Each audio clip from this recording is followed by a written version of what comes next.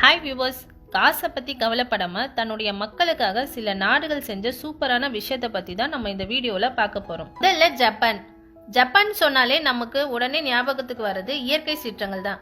அந்த அளவுக்கு ஜப்பான்ல அடிக்கடி சுனாமி, நிலநடுக்கம், எரிமலைன்னு ஏதாச்சும் நடந்துகிட்டே இருக்கும். ஜப்பான்ல வந்த ஒரு சுனாமினால அந்த நாட்டு மக்கள் 90% பேர் பாதிக்கப்பட்டாங்க. இந்த மாதிரி ஒரு சுனாமி மறுபடியும் வந்தா நம்ம நாட்டு மக்கள் பாதிக்கப்படக்கூடாதுன்னு பல மில்லியன் டாலர் செலவு பண்ணி உலகத்திலேயே மிகப்பெரிய அண்டர் கிரவுண்ட் தண்ணி தொட்டியை கட்டியிருக்காங்க. இதோட நீளம் 6.4 கிலோமீட்டர்னா பாத்துக்கோங்க. இந்த தொட்டில 200 டன் தண்ணிய சேமிக்கலாமா. ஜப்பான்ல உள்ள எல்லா இடங்கள்ல இருந்தும் தண்ணி இங்க வந்து சேர்ற மாதிரி இந்த அண்டர் கிரவுண்ட் தொட்டியை ரெடி பண்ணிருக்காங்க. அடுத்தது ஜெர்மனி தலைநகர்ல உள்ள ஏரியால நைட்ல இயங்குற பப் அதிகமா இருக்குமா.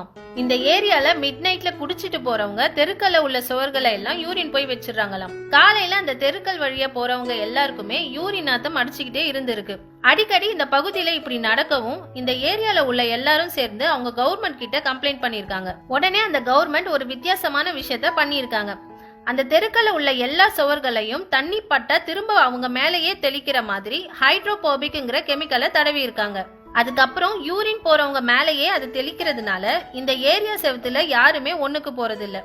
ஒரு அடி செவத்துல இந்த கெமிக்கலை யூஸ் பண்றதுக்கு 30,000க்கும் மேல செலவாயிருக்கு. செலவு ஆனாலும் பரவாயில்ல, நம்ம மக்கள் சுத்தமான இடத்துல வாழணும்னு அந்த ஏரியால உள்ள எல்லா செவத்துலயுமே இந்த கெமிக்கலை பூசிருக்காங்க. இவங்க பரவாயில்ல, லண்டன்ல என்ன பண்ணிருக்காங்க தெரியுமா? தெருக்கல்ல யாரும் ஒண்ணுக்கு போக கூடாதுன்னு வித்தியாசமான முறையில முழுசா கண்ணாடியால பாத்ரூம் பண்ணி தெருக்கல்ல அங்கங்க வச்சிருக்காங்க. உள்ள இருந்து பார்த்தா வெளியே எல்லாமே அப்படியே தெரியுமா. அடுத்தது நார்வேன்னு சொன்னாலே இயற்கை அழகு நிறைஞ்ச நாடு. நிறைய அழகான மலைகள் தான் ஞாபகத்துக்கு வரும். நார்வேல உள்ள நிறைய சாலைகள் உயரமா தான் இருக்கும். இங்க உள்ள மக்கள் உயரமான சாலைகள்ல சைக்கிள் ஓட்டிட்டு போறதுக்கு ரொம்பவே கஷ்டப்பட்டு இருக்காங்க.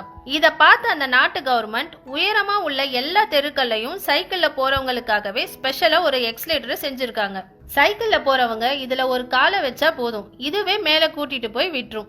இந்த எக்ஸலேட்டர் செய்யறதுக்கும் மெயின்டைன் பண்றதுக்கும் இந்த கவர்மெண்ட்டுக்கு ரொம்ப செலவானாலும் இன்னைக்கு வரைக்கும் மக்கள் கிட்ட இருந்து எந்த ஒரு கட்டணமும் வாங்காம ஃப்ரீயாவே இந்த எக்ஸலேட்டரை உயரமா உள்ள எல்லா தெருக்களையும் வச்சிருக்காங்க. அடுத்தது சவுத் கொரியால உள்ள ரோட்ல பொல்யூஷனும் டஸ்டும் அதிகமாயிட்டே இருந்திருக்கு. இத பார்த்து அந்த கவர்மெண்ட் உடனே செல்ஃப் கிளீனிங் ரோடுங்கிற புதுசா ஒரு ரோட போட்டிருக்காங்க. எப்பெல்லாம் பொல்யூஷன் அதிகமா ஆகுதோ அப்பெல்லாம் ரோடுக்கு நடுவுல உள்ள டிவைடர்ல இருந்து தண்ணி வந்து பொல்யூஷனை கட்டுப்படுத்துமா. இது மட்டும் இல்லங்க, இந்த நாட்டு பீச்ல உள்ள சேருங்கள்ல மக்கள் உட்காரவே ரொம்ப கஷ்டப்பட்டு இருக்காங்க. வெயில் காலங்கள்ல ரொம்ப ஹீட்டாவும் மழை காலங்கள்ல ஈரமாவும் சேருகள் இருந்ததுனால இதுல யாருமே உட்காரலையாம். இதுக்காக அந்த நாட்டுல உள்ள பீச் ஃபுல்லா சூப்பரான ஒரு ரொட்டேட்டிங் சேரை செஞ்சு வச்சிருக்காங்க. நம்ம உட்காரும் போது சைட்ல உள்ள ஹேண்டில சுத்தினா போதும், ஹீட்டோ ஈரமோ உள்ள பகுதி கீழே போயிட்டு கீழே உள்ள பகுதி மேல வந்துடும். நம்மளும் ஜாலியா பீச்சை பார்த்துட்டே உட்கார்ந்துக்கலாம். சூப்பர் ஐடியால இது. நம்ம கடைசியா பார்க்க போறது ஆஸ்திரேலியால உள்ள பிளாஸ்டிக் கிளீனிங். அந்த நாட்டு மக்கள் யூஸ் பண்ணிட்டு வெளியேற்றுற எல்லா தண்ணி பைப்புங்களையும் தண்ணி கூட சேர்ந்து பிளாஸ்டிக் பாட்டில், பிளாஸ்டிக் கவர், குப்பைகளும் சேர்ந்து வந்துகிட்டே இருந்திருக்கு. இந்த குப்பைங்கெல்லாம் அந்த நாட்டுல உள்ள குளங்கள், ஏரிகள்ல சேர்றதுனால அங்க உள்ள உயிரினங்கள் பாதிக்கப்பட்டிருக்கு. குளங்களும் ரொம்பவே குப்பையாவே போயிட்டு இருந்திருக்கு. இதுக்காக அந்த கவர்மெண்ட் சிம்பிளாவும் சூப்பராவும் ஒரு ஐடியா பண்ணிருக்காங்க.